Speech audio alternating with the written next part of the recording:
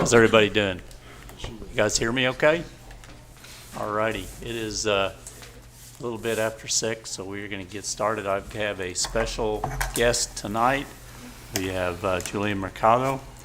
He is 10 years old. He is also very excited about doing this tonight. I don't think I've heard anybody more excited than Julian is.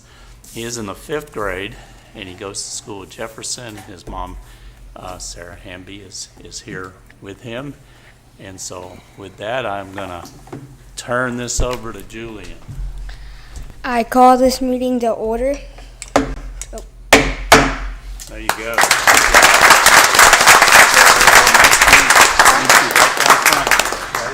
Come with me.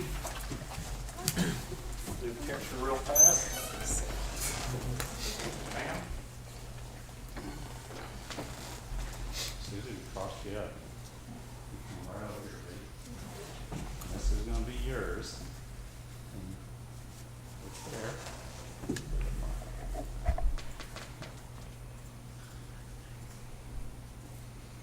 Get it? All right. Thank you so much.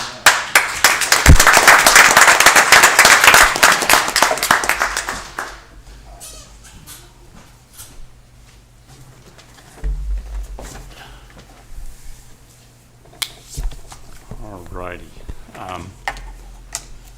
Let's see, we will do our call to our order declaration of quorum, so let's call the roll then. Here.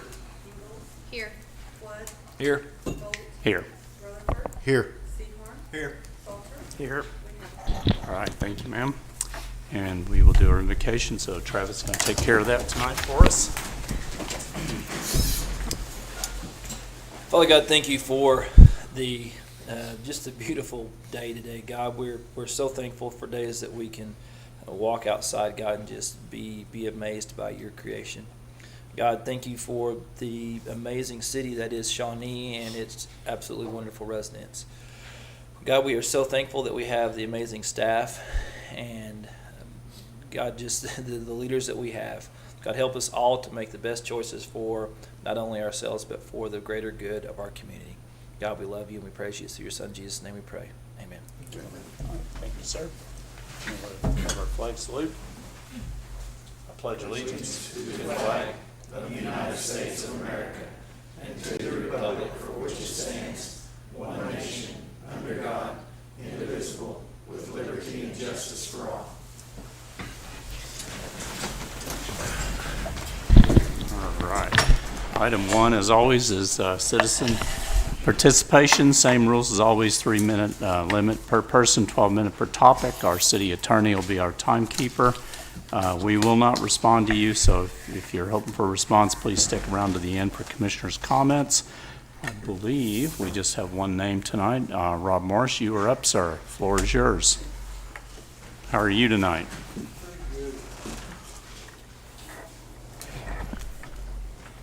I just had a couple quick things tonight.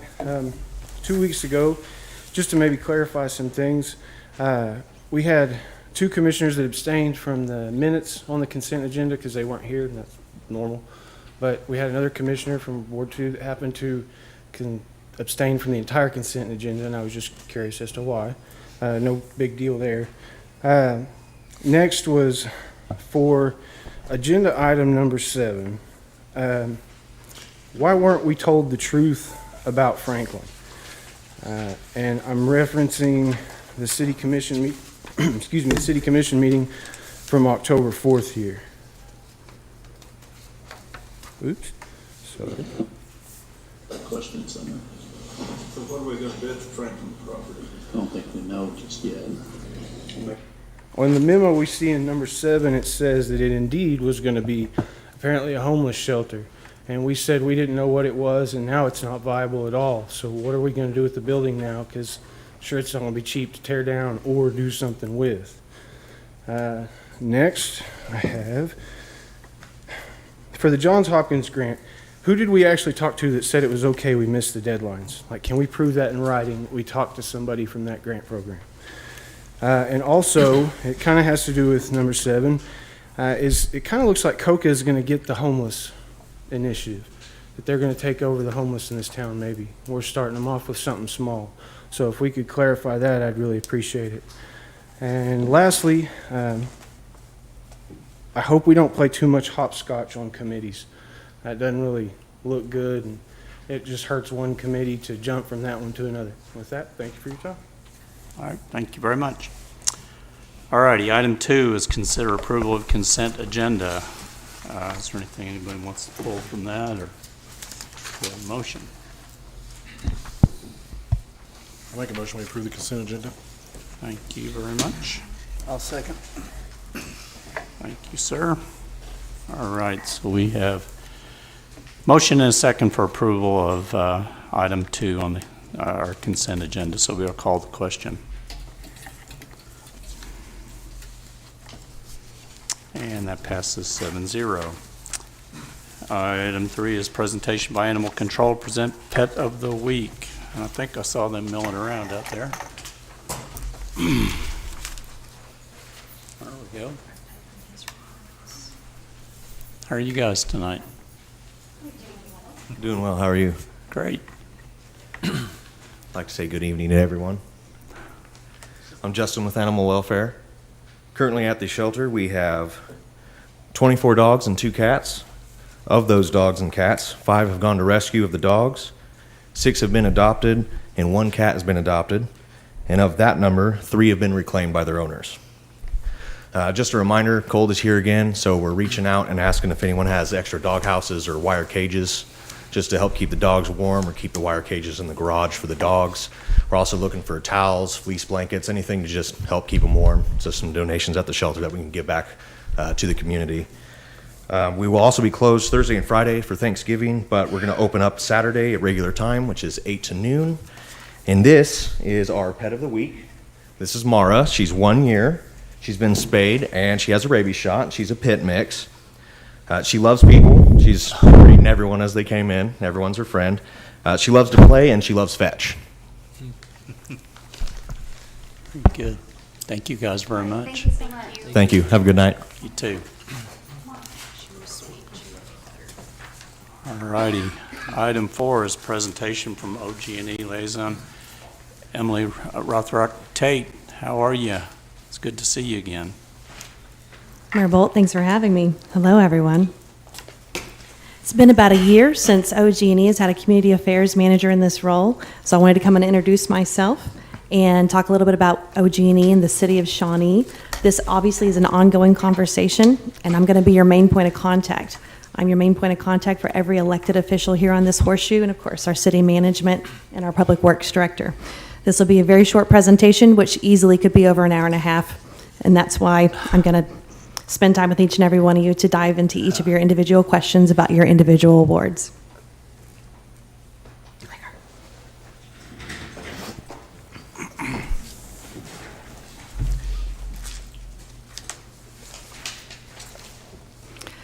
I don't want to assume every single one of you know everything there is to know about OG&E, so here's a really brief overview. We are older than statehood. OG&E was founded in 1802, and we are actually in the state constitution.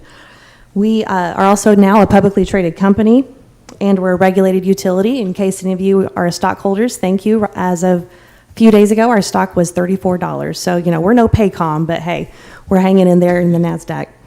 We also employ over 2,000 employees. We call them members, and many of them live right here in Shawnee, also Seminole, all the way down to Holdenville. And we have almost 1 million customers in Oklahoma and in western Arkansas. 863,000 is the current count. Our energy is generated from 4 different sources: natural gas, coal, wind, and solar. Here's a super fun map of our service territory. The red is OG&E. As you can see, it is a whole lot of the state. We have about 30,000 square miles and 267 towns. And there are 8 people who do my job in the various parts of Oklahoma. And so you can bet 267 presentations just like this is happening right now. So thank you again. Why do you choose OG&E? As you may know, whenever you move into your new home or your new apartment, you don't really get to pick which energy source you use. You maybe get to pick like internet, but maybe not electric. That's because we are a franchise. We have a franchise agreement with each of the municipalities that we serve. Every 25 years, you get to vote on who provides you with electricity. Council, do you guys remember when you did that? Do you anyone went through the franchise agreement? Any of you served? Do you remember? No? That's all right. It's been a while, so I look forward to being here next time to work with you. A franchise agreement allows us to serve your electric grid without going for a permit every time we need to do repairs. And we have been doing quite a few repairs on the grid since February. Also, OG&E has about a $1,900,000 investment in an annual average investment into OG&E. That is because of an average of sales tax that we collect at the bill. We also collect a franchise fee, a 3% franchise fee at the bill.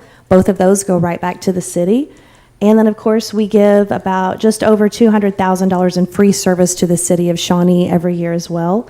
And, of course, we all the property taxes that we pay go right back into Shawnee schools. So, again, almost a $2 million investment into Shawnee. That's about the average investment.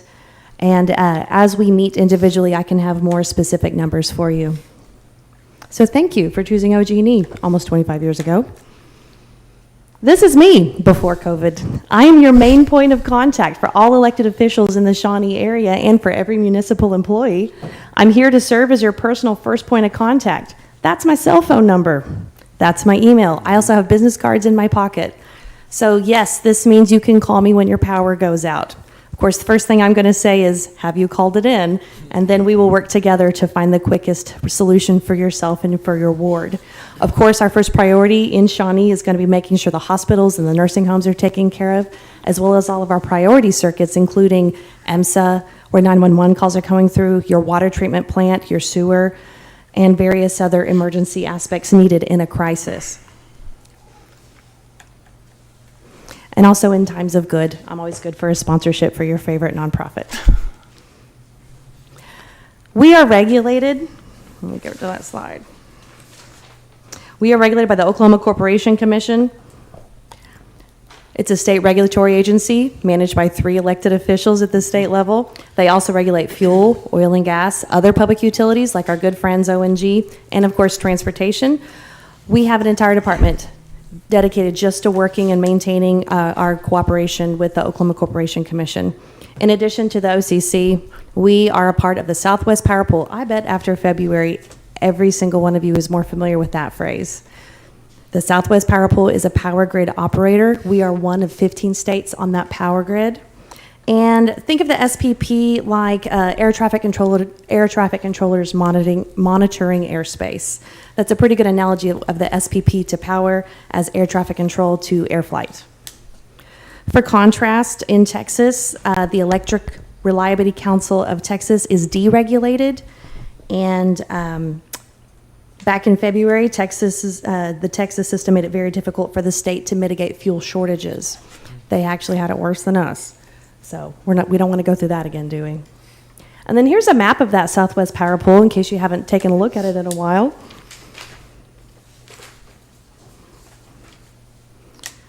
The SPP, which we are a part of, we maintain real-life contingency plans to address emergencies. We have a 3-level approach to emergency alerts, and we always signal conservation needs to prevent uncontrolled blackouts.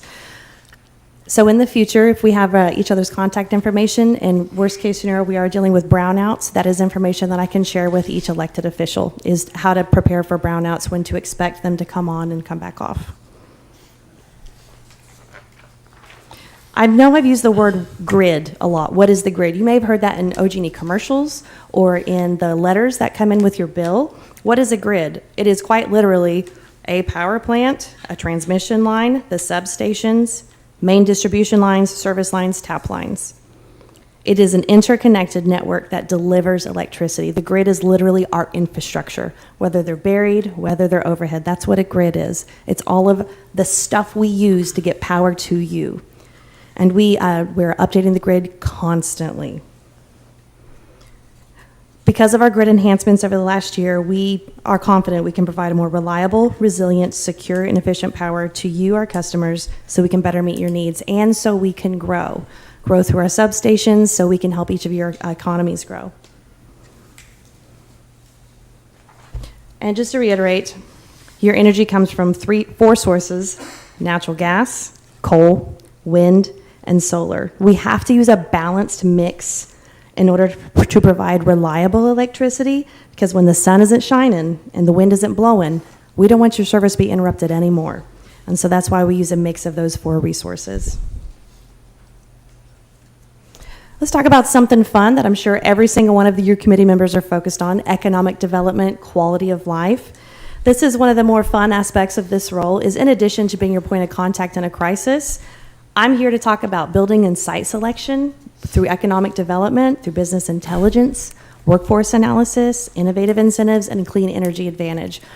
OG&E is working with every Chamber of Commerce and every economic development initiative in all of our towns to help your communities grow. We have economic development data scientists at our beck and call who can help us grow, apply for those big grants. We really want to help you grow and build a better pathway, because a more healthy Shawnee means a more healthy Oklahoma and a healthier OG&E.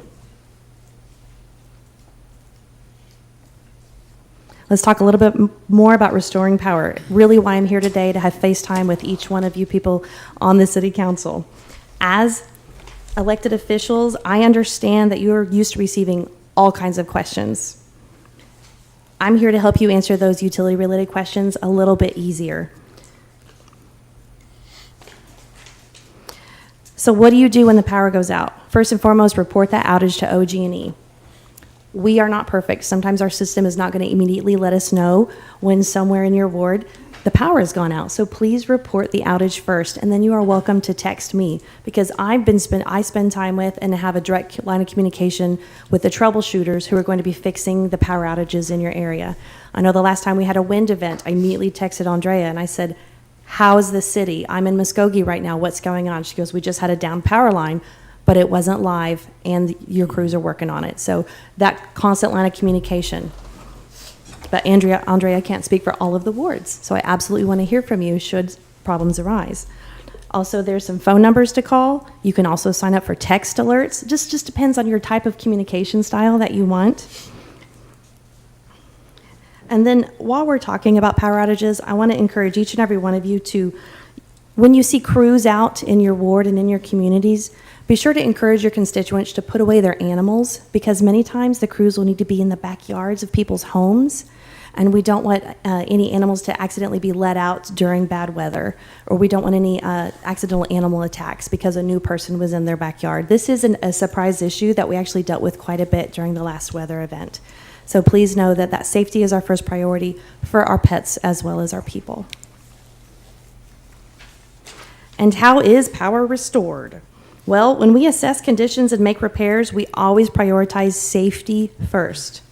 While unknown conditions make it hard to predict when power will be restored, we always provide estimated restoration times to our customers, and that is also what I'll be communicating to you, probably with a little bit closer estimated times than what we're sharing with the public. Priorities is obviously given to the facilities that are essential to the health and welfare of our communities and our police and fire departments. And then we try to focus on what will get the power to the greatest number of customers in the shortest amount of time. So this example shows like where a power break is. First things first, we've got to get our substations and our power plants up and running first. And then we've got to get our transmission lines, our main distribution lines, and then our tap lines and our service lines. So that's the priority of how we're going to restore power. There are many unknown conditions that make it hard to predict exactly where your power is on, and that's why I encourage you to always go to System Watch. If you have internet access, you can go to oge.com/systemwatch, and you can watch where all the outages are in the state of Oklahoma, and you can watch the numbers go down or numbers up. You can search by town. When you watch the news during a weather event, they actually have this website up, and I always enjoy it because I have it up too, and I'm always refreshing mine, and they very rarely refresh their screen, so I have more updated information than the news. You could too. So this is a very helpful and important website to watch. It's called System Watch. Wanted to talk just a little bit more about safety. I can't tell you how important this is. Please talk to your constituents next time you have a community coffee or during a campaign event. Please talk to them about down power lines. Make sure that you talk about storm and outage preparation. For example, when people move here that are not from Oklahoma, they didn't grow up in tornado season like I did. I know every time we had a tornado alert, my dad put helmets on us and got us on the roof so we could take better pictures. Father of the year.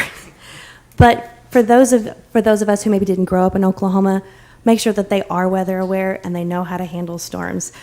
Another case in point is Costco recently moved to North Oklahoma City. They have a call center there. Costco isn't, they're in a line of a tornado. Their employees were never briefed on tornado safety. It took an $13 an hour entry-level person complaining to corporate to say, we need tornado shelter designations. We need to know. Costco's not from here. They had no idea they needed to be weather aware. So please talk to your constituents. Make sure everyone's weather aware. Also, generator safety. We don't want anyone to be hurt from carbon monoxide poisonings. Generators are great, but they are also very dangerous if you don't know how to use them properly. And then electrical fires, make sure that everyone has graded fire extinguishers for electrical fires. Sometimes putting water on an electrical fire is even more deadly than the fire itself. And then, as always, secure pets during a service visit. These are all things you can help OG&E communicate to your people. And then vegetation management. This is a super hot topic right now, but OG&E year-round hires arborists, line clearance arborists. These are not designers. These are not people who know how to cut a tree to make it pretty by any stretch of the imagination, but that we are trying to trim the trees near our overhead power lines. How we do that is by pruning and removing undesirable plants, and we're applying environmentally approved herbicides to control vegetation. And this is something I learned recently, tree growth regulators. It is a paint you put on the bark of a tree that slows tree growth near power lines. It is completely safe and FDA approved, but it's a tree growth regulator. And honestly, it looks prettier than those trees that have been leveled off. It looks terrible. So vegetation management is a very big deal for OG&E. Hopefully you've been seeing that in your neighborhoods. How everyone can help prevent outages: set your thermostats depending on the season. Limit major use of electric appliances. And then turn off your lights and appliances when not in use. If you're parents like I am, I'm sure you're yelling it up, turn the lights off when you're not in there. So just repeat after me and say that to everyone in your building. And then businesses, this is so important. Businesses, when you add a new piece of equipment like a lathe, you need to call your customer service line and let them know you're adding load. That's what more often than not, that's what a power surge is during a business day, is because a new business added a new piece of equipment and they didn't tell OG&E, and we haven't adjusted our substation to handle the new load your business needs. This is so important. The more equipment and the more people you have, it means the more power we need to provide you. So please be sure to call customer service and let them know how much load you've added to your account. That would be really helpful so we can continue to enhance our substations that feed each parts of your city. And that's it. I look forward to spending time with each and every one of you, one-on-one, coffee. I'm good for coffee and lunch anytime here in Shawnee. I office here at the Shawnee Service Center, and I want to hear about your unique issues. I want to hear about your challenges and your success stories. I'm here to serve, and I'm not going anywhere, and I want to thank you for your time. Thank you very much.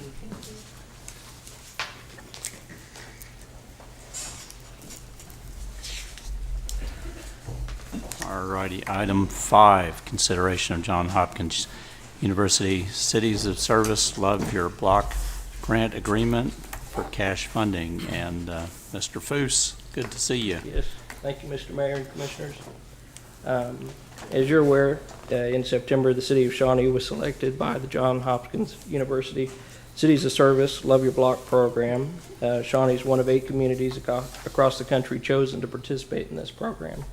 The focus is a 2-year project that provides community support for neighborhoods with a focus on loving your block, improving the community, and connecting volunteers with where the needs are.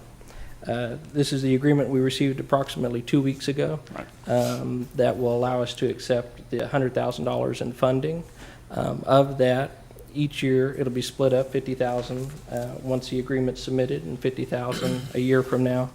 30,000 is designated each year for the fellowship position, and 20,000 is designated each year for community service projects, micro grants, and things focused around the Love Your Block program.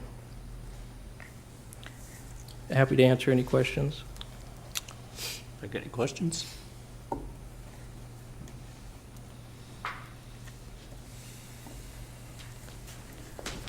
Thank you, everybody. What's the timeline look on bringing someone on to fill that spot? Really good. We have selected a person, and they're actually supposed to start Wednesday. That's really good. Yeah, it is. So, and I should point out, we don't receive funding until we've approved this agreement. So we were trying to balance that, bringing someone on with getting the funding in place. Perfect. Thank you. Will that individual, will they help with finding the AmeriCorps members as well? Yes, So they we- will. are- Yeah. Is that one or two? Did we ever, two? It's two, I believe, isn't it? Yes, so that's Yeah. even, so that's 3 individuals working on this. That's amazing. Yes, yes. This, have we determined who they said in that contract our city lead would be? Would that be, Currently, it's me. okay. And when we bring a homeless coordinator on, we'll shift some of those roles to them. But I've become very passionate about this the last couple of months, so we'll make sure it's successful. Fantastic. Any other questions? You guys want to move on? All right. So we need to get a motion to approve this then. I would- Somebody feels so moved. Yeah, I would like to make a motion to approve item number 5. And we need a second. I'll second. Thank you, sir. All righty, we have a motion and a second for approval of item 5. We will call the question. And that passes 7-0. Item 6, consideration of Johns Hopkins University Cities of Service Love Your Block Agreement for AmeriCorps Vista members. And Mr. Boosh, you're up again, sir. Yes, Mr. Mayor and Commissioners, this is a companion to the previous item. This allows the city to enter into an agreement to utilize the AmeriCorps Vista members. We technically couldn't get anyone until this agreement's in place. At this time, we don't have anyone in the pool for selection, but we're actively recruiting. There are some benefits outlined in the memo that make it attractive for the right person. And since we're here, if I could iterate a few of those, it comes with a biweekly living allowance of $575.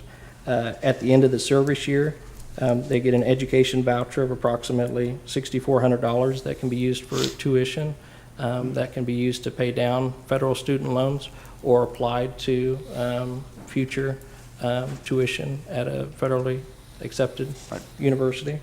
It also provides health insurance if the individual doesn't have it for that 1-year period. And there's possible relocation allowance if they're moving from over 50 miles. So there's several benefits, and we're actively recruiting. Very nice. Happy to answer any questions. You guys have used AmeriCorps, well, both of you have, right, at your organization. Yeah, and that's probably one of my questions, and it may not be the appropriate time for it yet, but I have some experience with the program. Are we utilizing this program because kind of as we roll it out, or is the Vista part of our long-term solution? It's part of the Love Your Block program solution, Right. so Okay. we get it for that 2-year period. Right. Okay. Whether or not we would be eligible to utilize that resource in the future, we'd have to research. No, I'm fine if we don't. Just, I mean, from someone who's used the program, the pay's lower than I would like for it to. I mean, it's That's been the greatest challenge of recruiting. and we've had success using the program, and we've attracted good candidates. But as a city, I would like to see us with a goal of paying people fairly and this is very, very entry level. That's my only concern. Absolutely, yes, sir. And it does specify that there can't be any supplemental. Yeah, that's my biggest deal with the VISTA program. Biggest challenge is they're not allowed to supplement their income, and that's not a lot of income. Yes, it's very challenging, absolutely. One final note to make on this, it is based on a one-year period. So if we're not able to recruit someone in this upcoming year, that does not disqualify us from actively recruiting for the next project year, so. Good. It's a great setup for the right individual. Yeah. It's not a career path. No. No. And then that person would report directly to you at this time, They would report to the fellow, the fellow, Um, gotcha. Right. and, but it would all be a team effort, yeah. Any other questions? You want to have a motion?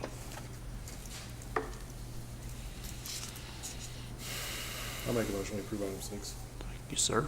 And I'll second. Alrighty, so we have a motion and a second for approval of item 6. We'll call the question. There we go. And that passes 7-0. Item 7, consideration of emergency solutions grant sponsor and shelter agreement with Central Oklahoma Community Action Agency. Mr. Foose, it's your night. Yes, Mr. Mayor. Mr. Mayor and Commissioners, thank you again. So this started before my time, but my understanding is ESG stands for Emergency Solutions Grant. It's very fast-paced. We're working with very important issues of homelessness, trying to find solutions that can be implemented quickly. So during that process, the Franklin Elementary School was considered, and that was part of the initial application. But upon further review, we identified that it was not a viable option at the time, especially based on the short turnaround that Right. Oklahoma Department of Commerce expected. So to make sure that those dollars stayed in Shawnee and got used for homelessness, we've partnered with COCA, Central Oklahoma Community Action Agency, to provide emergency shelter services and rapid rehousing for the community. Right, and this is nothing new with COCA. We've been doing this for years. So COCA works on homelessness. That's one of many things that they do, and they work on homelessness prevention. So, I mean, this is all nothing new. And as you said, when that grant came up a couple of months ago, we had a very short window, and Franklin was thrown in there just so that door remained open. Yes, sir. Right now, we don't know what we're going to do with that. So, but thank you very much. Yes, sir. Happy to answer any questions.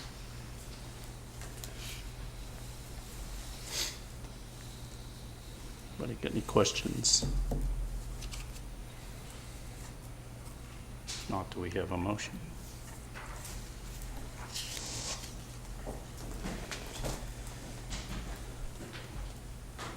I move that we approve item 7. Thank you, sir. Appreciate that. We have a motion. Do we have a second? I'll second. Thank you. All right, we have a motion and a second for approval of item 7. We'll call the question.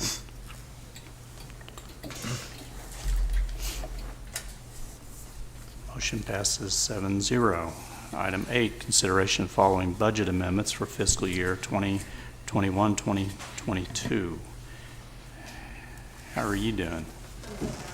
Good. Mayor and Commissioners, we have 130 non-union employees. As your memo stated, they have not had a COLA increase since 2017, which was a 1%. We have a amendment in your, for your consideration to give 31 employees a pay adjustment, which will put them at a starting pay that will make it comparable to other starting pay within our community. They can go to Hobby Lobby and start at $17 an hour. That will allow us to be able to attract and retain employees. There would also be in this amendment a COLA increase of 3%, and that would be 96 employees would receive that, non-union employees.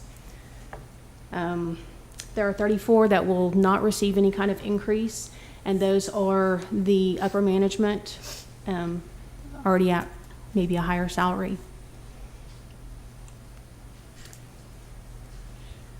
I'd be happy to answer any questions.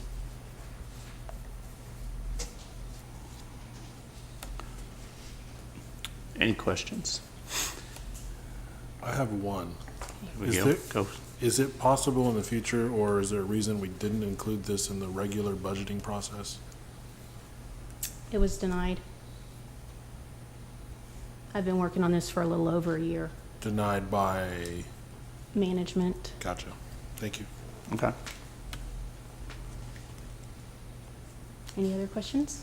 Any other questions? Everybody good? I want to make a motion. I move to approve item 8. No, Thank you, second. sir. All right, we have a motion and a second for item 8. We will call the question.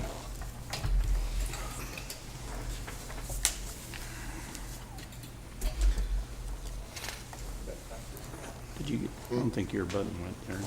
I didn't push my button. Oh, I'm sorry.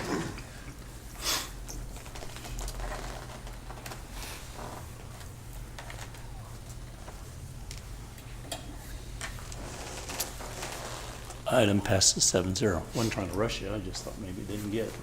It's done that to me more than once. He had to think about it long and hard like That's me. all right. There's nothing wrong with that. Item 9 is public hearing and consideration of an ordinance to rezone property located at 1404 East 7th Street from R1 Single Family Residential District to R2 Medium Density Residential District to allow for construction of a duplex or triplex. Case number RZ07-21. Applicant is Ethan Acock. And Kevin, you're up. How are you, sir? All right, pretty good. It's exactly what you just said. It was taken to Planning Commission on November 3rd. They approved it, and staff recommendation is to approve it. All righty. Anybody got any questions for Kevin while we got him here? That's over by Boy Scout Park. I believe so, yeah. Yeah. Yeah, that's where that would be. Yep. I don't see any more, so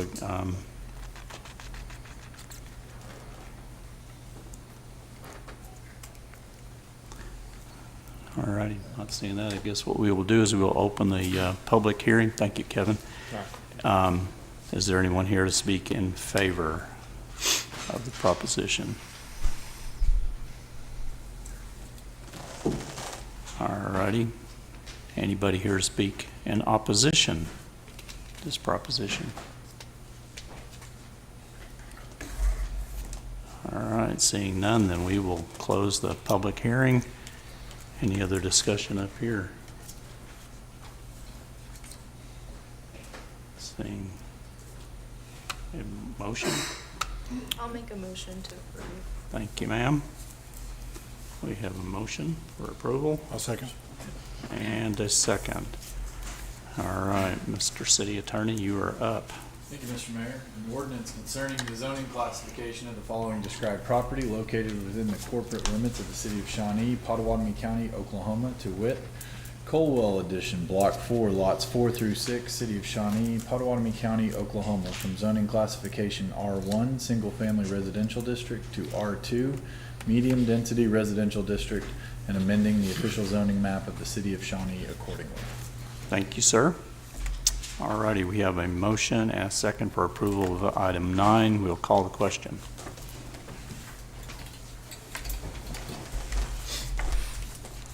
Motion passes 7-0.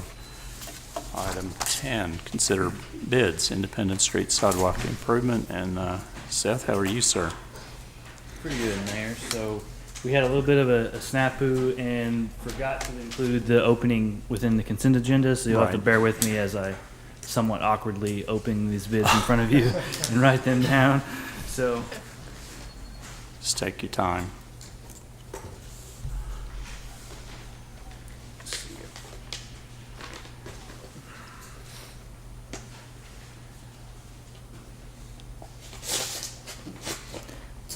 Nothing like people watching you. We should do this every time. You just like being the center of attention.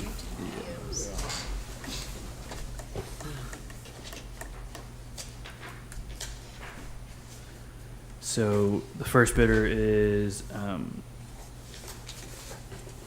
Tri-City, I believe it is Tri-City Seal Company.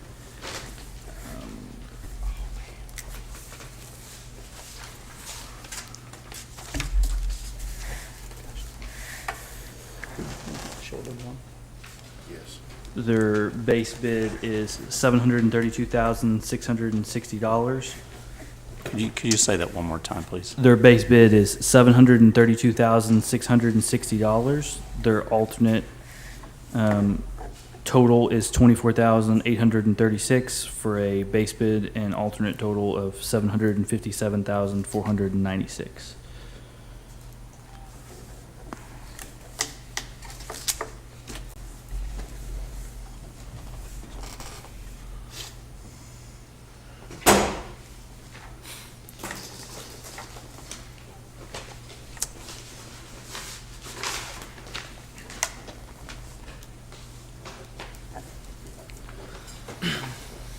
The second bidder will be EMC Services, LLC.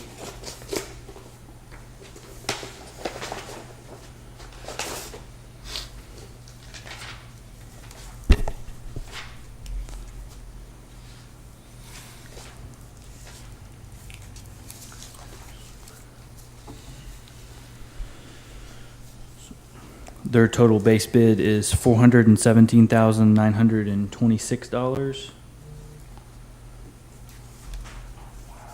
Their alternate is $12,851.80 for a total of $430,770.80.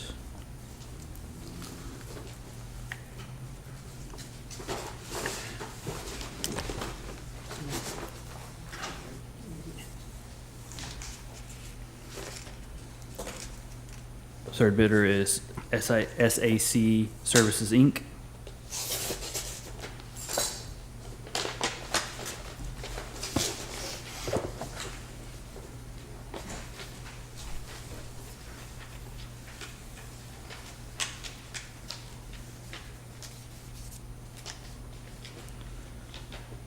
Their base bid is $520,258.80.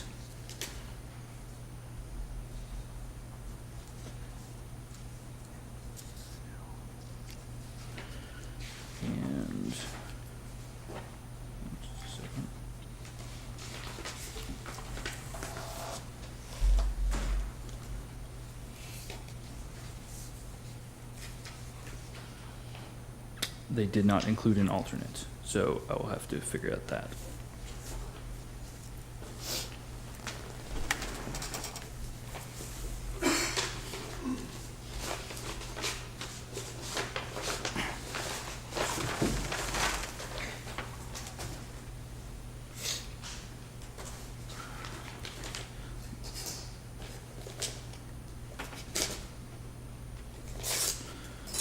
The fourth bidder is Downey Contracting Llc.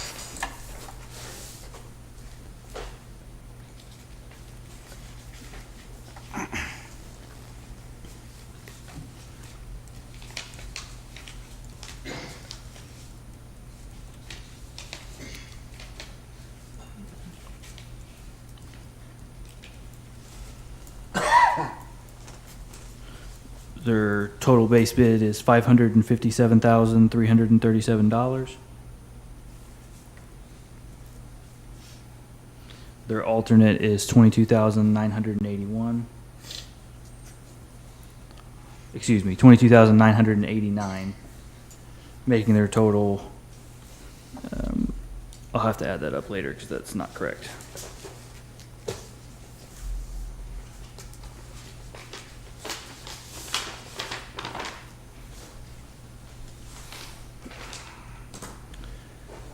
And the fifth and final bidder is Rudy Construction Company.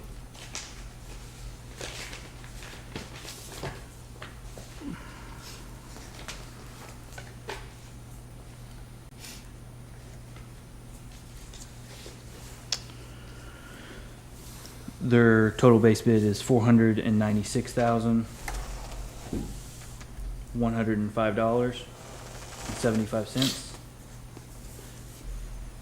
Their alternate is $21,028.50, making a total of $517,134.25. So, Okay. Go ahead, I'm sorry. go ahead. I was going to ask for a quick recess to go make copies for everybody, and I will be right back. All righty, so then, yes, by the power of the chair, we'll take a 5-minute recess then. I'll be right back. Very good, thank you, sir. Stretch your legs.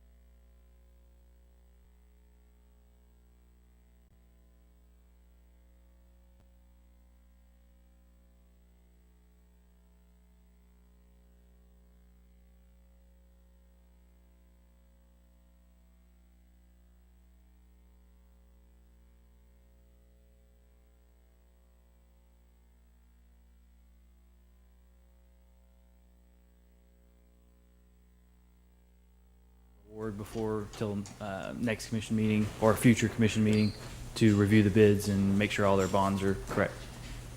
Okay, very good. Anyone like to make that motion? Thank you, sir. All righty, we have a motion and a second to defer to a future meeting, give staff time to do all their work. We will call the question. Motion passes 7-0. Item 11 is acknowledge monthly sales tax and budget reports, and I know Mr. Bustle is going to have awesome news for us. Just has that look. Good evening, Mayor. How are you, sir? Commissioners, doing well. Sales tax was remained stable for the month in comparison to the prior month. Year to date, we're still up above our projection by approximately 1.4 million. Sales tax this time last year, compared to the actuals, we're down just $35,000 or about 1.75%. So seems to be remaining stable. And November is historically a down month as far as projections go. As far as our expenditures, our largest fund, the general fund, is within budget. So if you have any questions, I'd be happy to answer them. Anybody got any questions? No questions? I guess not. Thank you, sir. Appreciate that. We have an administrative report. Madam City Manager, how are you this evening? I'm doing wonderful. How are you? Doing great. It's been quite a while since this sales tax was passed by our citizens, so I figured I'll start off with just a brief overview of how this came about, what has been done up to date, and then, of course, progress on several of the projects that were included in this.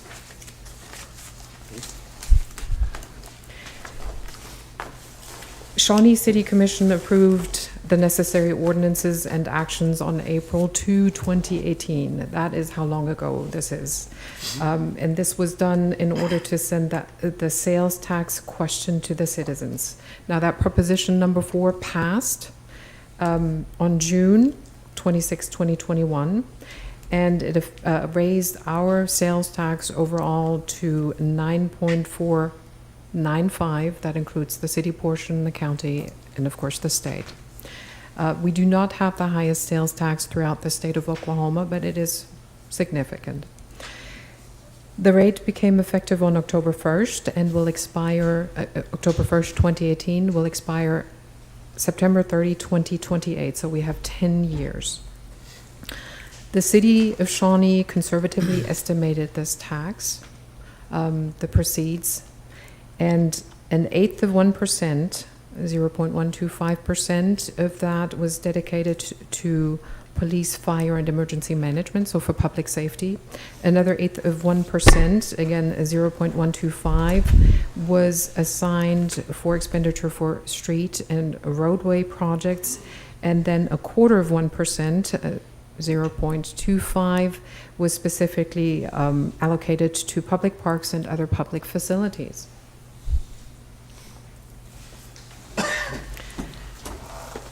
In December of 2018, rather than waiting for the money, the sales tax money, to slowly trickle in over that 10-year period, the city decided to authorize the incursion of a debt.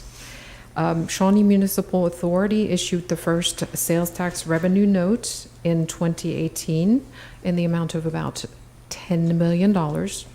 And the majority of that 2018 money has been applied to the new police department headquarters, new police patrol vehicles, emergency warning system update, Kickapoo street enhancements, and some minor park work, mostly design.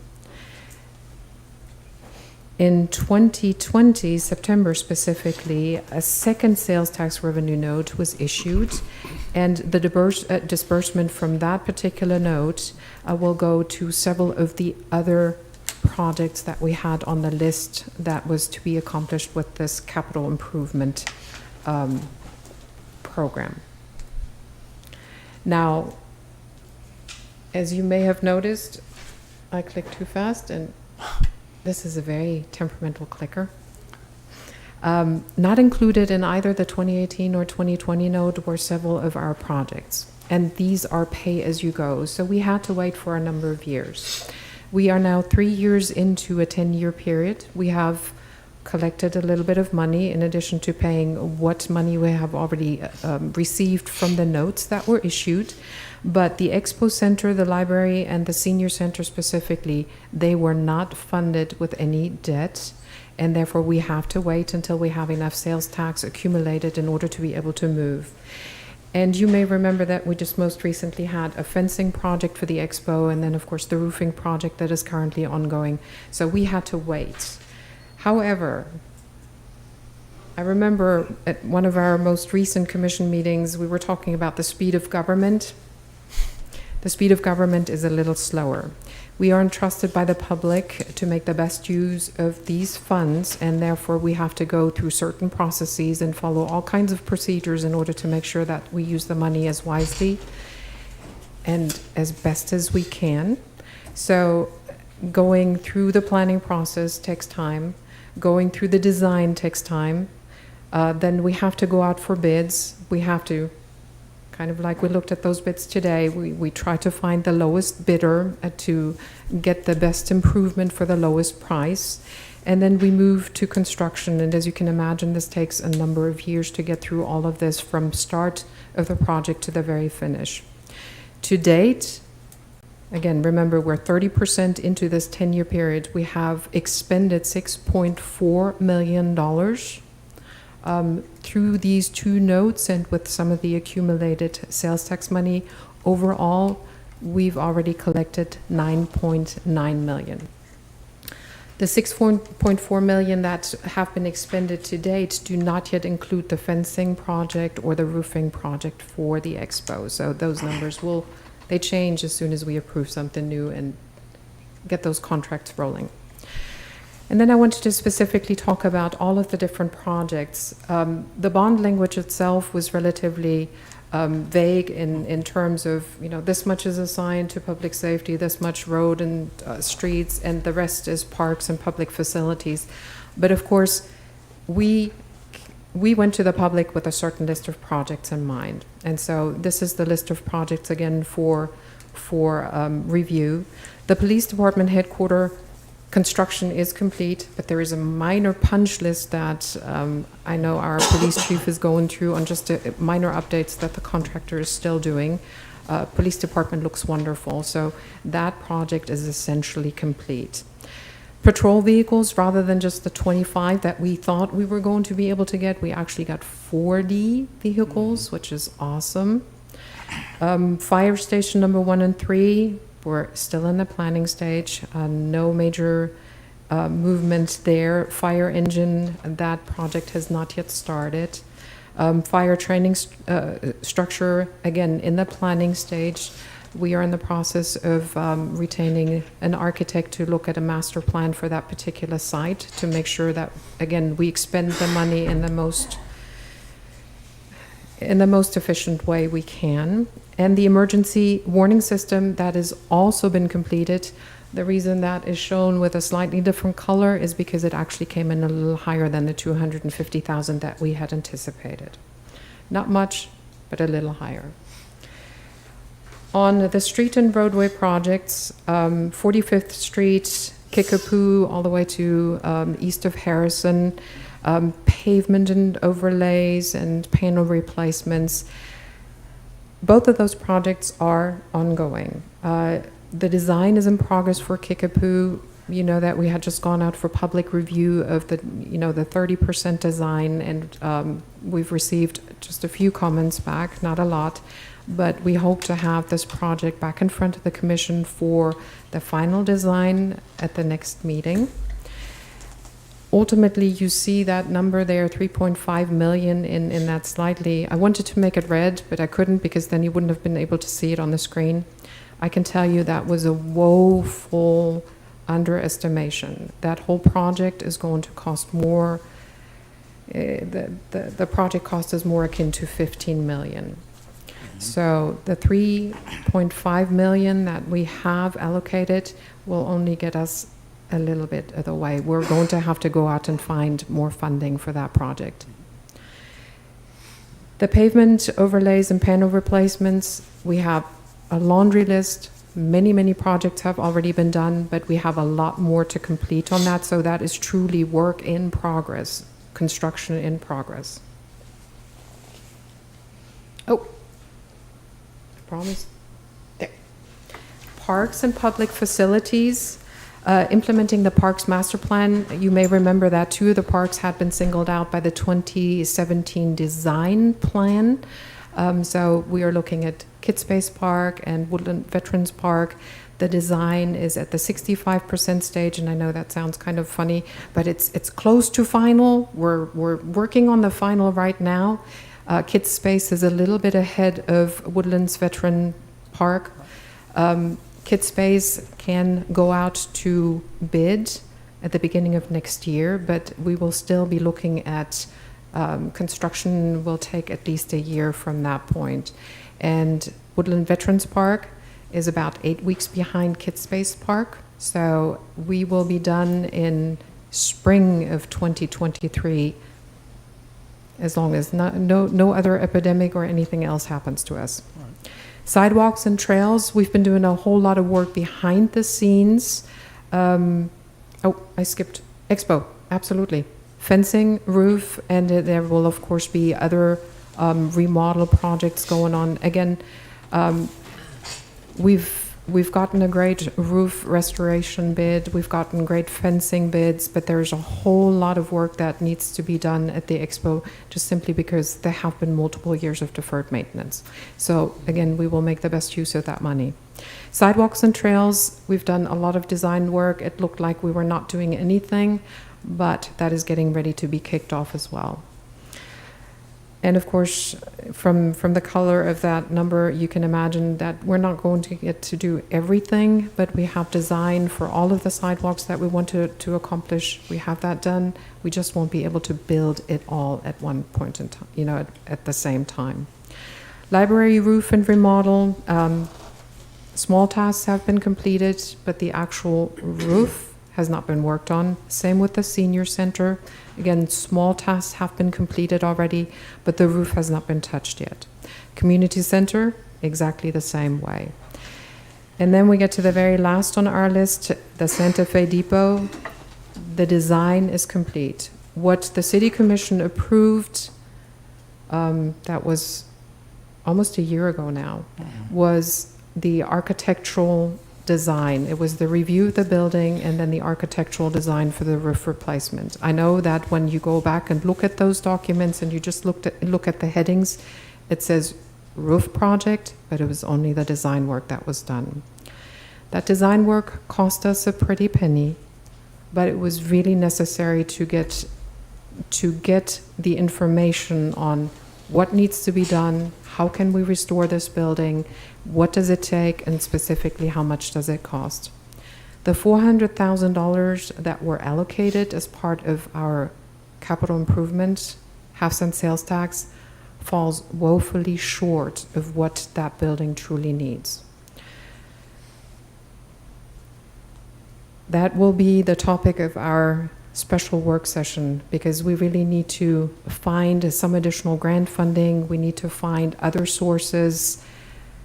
I can tell you that in order to save the building, even just doing the outer envelope would already cost us well over $600,000, which is why we have not been able to move on that particular project. And I know that there have been concerns raised by the public that we're just sitting and waiting, but it is a historic building. It requires a certain way to be restored. It is not just a few roof tiles that are missing. Anybody going inside the building can see how the water has infiltrated into the walls. And unless we fix the entire building envelope, just putting new roof tiles up won't do us any good. So that is really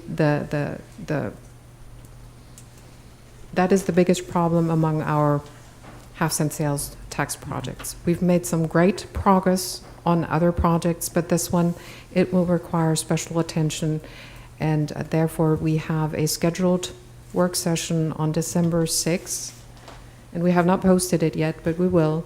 We will have that here in the Commission chamber starting at 8:30 in the morning.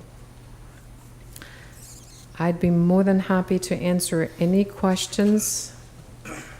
Again, a big shout out to you, the commissioners, for your foresight, and the citizens for the positive election on this half-cent sales tax. What we would like to do from this point forth is give you quarterly updates on where we are with all of these projects, because now there is actual movement and projects are coming online, and I think it would be really good to hear about those regularly. Again, the only two problem children we have is 45th Street, just simply because that estimate fell short of what is required, and Santa Fe Depot, because the historic building will just require a much, much larger amount of money to fix. Got questions? I really appreciate the update, and I appreciate that we're going to be doing this fairly often so people can keep up with what's going on. Anybody else?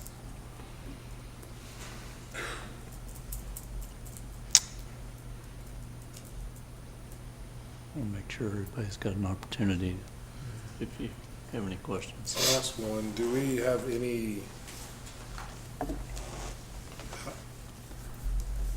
idea why our number was so far off on 45th? I know it predates probably everybody up here and in the room, but. Absolutely it does. I don't know who estimated that number. I can tell you that in urban areas, 3.5 million is the number you would use for 1 lane mile, not 1 mile of a street, just 1 lane mile, because it takes engineering, right-of-way acquisition, and then actual construction. So that number falls woefully short. I don't know who came up with that number.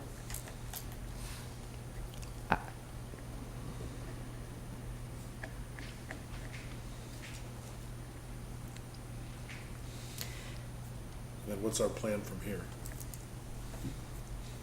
Or do we need to devise one?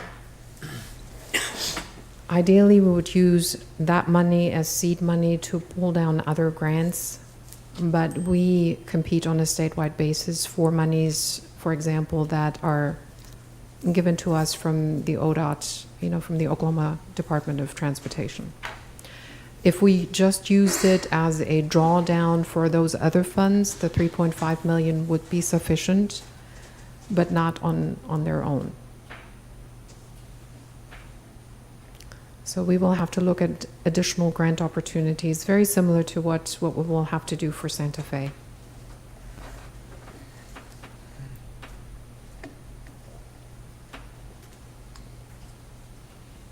So it is a little bit of good news and a little bit of bad news. Anybody got anything else?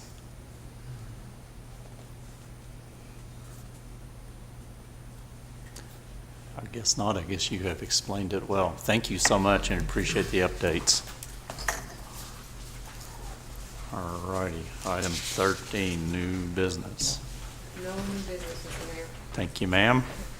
We will go commissioners' comments. Daniel, want to start down your end? Sure. I appreciate the city manager and her update. Quick comment on the depot, she's correct. We need to get a comprehensive plan. I was fortunate enough to accompany her on a tour the other day, and we need a real comprehensive plan there to make sure that we do it correctly. And I think there's a process and a way forward there, but we need to make sure that we do it. My only other thing is I'm hopeful that we can make these COLAs and things a part of the budget going forward, and that allows us to plan appropriately rather than make these, because certainly I think our employees need it. It's how we attract and retain talent, but it needs to be, in my mind, part of the regular process.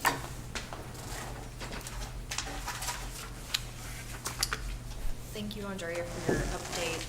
I enjoyed listening to what's going on in the process and where we are with each project. My main thing that I wanted to talk about is we have coming up an opportunity to raise a lot of sales tax if people will be conscious with where they choose to spend their money for the holidays. And I believe November 27th is Shop Small Saturday. Yes. There are a few organizations in town, forgive me if I don't list yours, but I know that Gordon Cooper is kind of doing something to help rally people, give some incentives to shop local. I think Shawnee Forward may have a list of their members up as well. But the Small Business Association says that when you spend $1 in a locally owned store, about 68 cents of that stays in the town. And then at a chain, it's about 45 cents. So the smaller we can shop, the more impact we can have on our local economy, especially with some of our, with the Christmas shopping coming up. So I'd encourage you to see if you can purchase as much of your Christmas shopping stuff here in Shawnee. And if you can't purchase the item, we still get money from use tax. So if you order online, now that's also beneficial as well. So that would be my, oh, and to Mr. Morris's comment, that was a rookie mistake. The abstention, I kind of tried to err on the side of caution, but I attended a training where I learned about those things, so I'll try to get it right. But that was just a mistake. Thank you to the amazing city staff as always. You all are well deserved the praise, and then also the raises that are due to cost of living. Again, all those things I think would just to agree with Commissioner Matthews. I believe that's something that happens every year and should be things that we are intentionally looking forward to. I'm disappointed that we missed so bad on the 45th project, and I don't know if any of us were on here when that happened, but it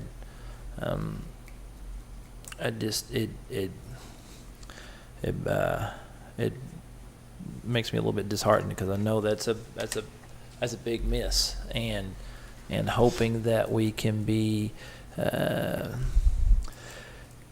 guess we'll be fortuitous in our searches for something, because I know that's a project that we want to get going. I know lots of families have been waiting on it for a really, really long time, and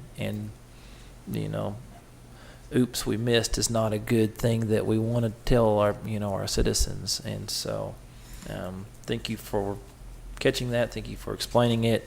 And I hope and pray from this point forward that we've got the right people looking at those numbers and making those decisions, so that we can better inform our citizens of real timelines and what it's going to take to do these projects. Also for the depot, and I know that is something that so many people are so passionate about, and often it is hard to do things correct versus doing things to appease the situation. And we could probably, like our Miss City Manager said, just put a new roof on it and go on about it, but we would have a whole lot more issues in the future. And I think to intentionally honor the individuals that worked so hard on that, and the amazing citizens that have come way before us that we're very proud of that. I think but taking the time and doing it right, and if we're going to spend that amount of money, make sure that it's something that's going to last, and those repairs are going to be something that for many, many generations to come can enjoy that based on the sacrifices that we make today. Just, man. Yeah. Thank you all again. Appreciate you, and look forward to some of the amazing things that the city's got coming up. The parade, I'm very, very excited about the parade coming up. I know that's one of the things that so many families look forward to, and unfortunately, because of COVID restrictions, we've not been able to have that for a while, and that's something that we do well, and a lot of families get to enjoy that. And if you've never seen it, you should take the time and bring your family down and enjoy that parade. So December 2nd? December 2nd, yes. And I believe that they're doing the tree lighting this Friday, I think.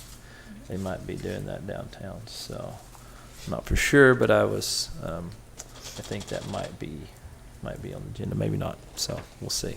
But anyways, yes. All right, thank you, sir. You're up. Got to tour the new police station the other day. That's a nice facility. That's going to serve the city well.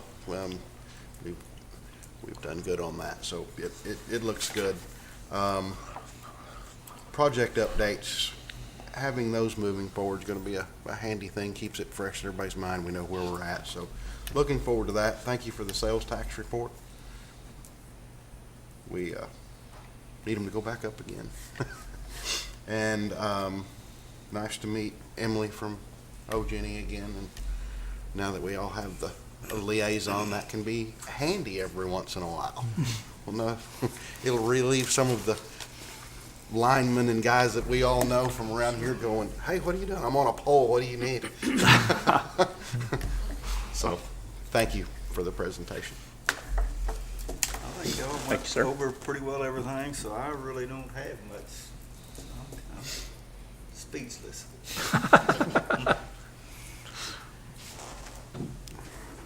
I have a concern with all of the money that's on the table and needed, that we may be going back to where we were 3 or 4 years ago. And we have to be careful, really careful. And I think that's basically all that I have to say. And the reason we missed 45th Street, I don't know, because that's the information that was given on the pamphlets and all to the public. I'm at a loss of where it came from. I could speculate, but I'm not. And but that's a big miss. And there's a lot of people looking forward to having 45th Street. And it's probably not going to be for a while. All right. Thank you, sir. All right. I'll try to be quick. A few things I want to, folks have mentioned, and I'll say them again. It is really important. Please shop in Shawnee. Hard to believe it's Christmas time. It seems like that always sneaks up on you, but here we are. So please spend your money in Shawnee. That's really important to the city and our finances. I really appreciate the updates, and I'm so glad that we're going to be doing those very regularly. I think it's important that people know, what's going on with those, because I think often what happens is, you pass something like that, like we did in 2018, and then nothing seems to happen, and I think folks think, all right, are they not doing anything, or what are they doing? I think it's really important that we keep people up to date on that. So I appreciate that, and I appreciate that those are going to be ongoing. I was very glad that we got the grant fellow hired. That was I guess done today, and that was very good news that I got this morning, and was very, very happy to see that, so we can get that program moving. We did get some updates that were kind of hard to swallow, the 45th and on the depot, but I have confidence in the folks that we have in place now that we're going to figure out a way to make this happen, and it won't be easy, but I know we've got some good folks in place, and I bet we're going to figure out a way to make things work. And I don't think I heard that project's going to come to a screeching halt and nothing's going to happen. It may be that maybe we get a mile of it done instead of 2 or 3 miles of it done. I don't know how that's going to work, so we'll see. But I do have confidence in the folks that we have running things, that they're good folks and smart folks, and we'll go about this the right way. I absolutely agree with what Travis said about on the depot. If we're going to do it, we need to do it right. I mean, we are so lucky to have a building like that. Very, very few cities have something like that, and we need to take good care of it and do it the right way, so that we don't have this issue again in our lifetime anyway. So anyway, with that, as soon as I find where I am in this stack of papers again, we're going to move on to the next meeting, which we are to the Airport Authority. So item 1 is consider approval of consent agenda. So moved. Thank you, sir. Was that Daniel down the end there? Yeah, second. All righty. Darren and Daniel. All right, we have a motion and a second on item 1. We'll call the question. And that passes 7-0. Item 2, consideration of a budget amendment for Fund 511, Shawnee Airport Authority for position adjustments and cost of living adjustments.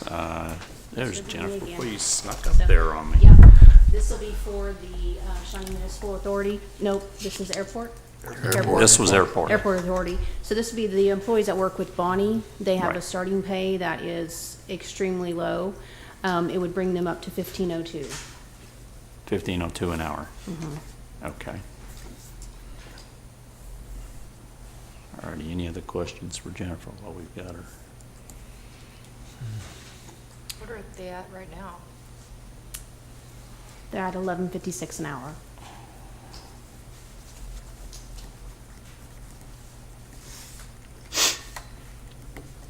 All right. Any other questions?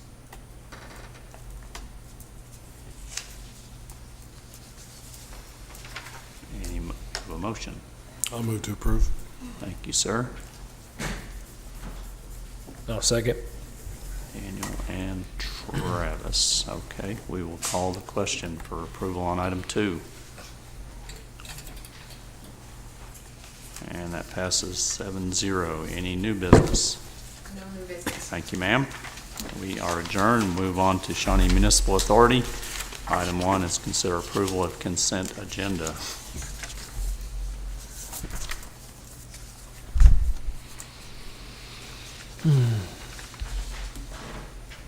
I'll move to approve. Thank you. I'll second. Daniel and Travis. All right, motion and a second for approval of item 1. We'll call the question.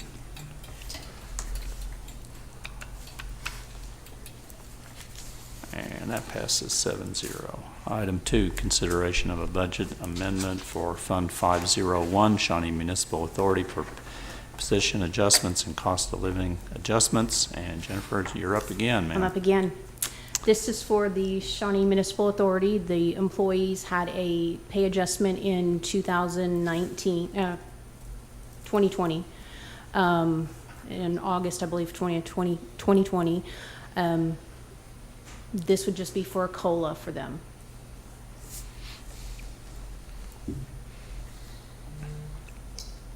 Okay, and this just corresponds with what we voted on earlier. Yes, it does. Okay. Same group of employees Mhm. in that 130 count of the employees, non-union. They're broken out into 3 different Right. groups. Okay. Any questions? Anyone have a motion? Like- Make a motion to approve. I'll Thank you, second. ma'am. Tammy and Travis. So we have a motion and second for approval of item 2. We'll call the question. Motion passes 7-0. Any new business? No new business. Thank you, ma'am. We are adjourned. Everybody have a good week. Thank you for coming out. Probably the last meeting we'll have when the weather's halfway decent, so enjoy it tomorrow. Great, easy.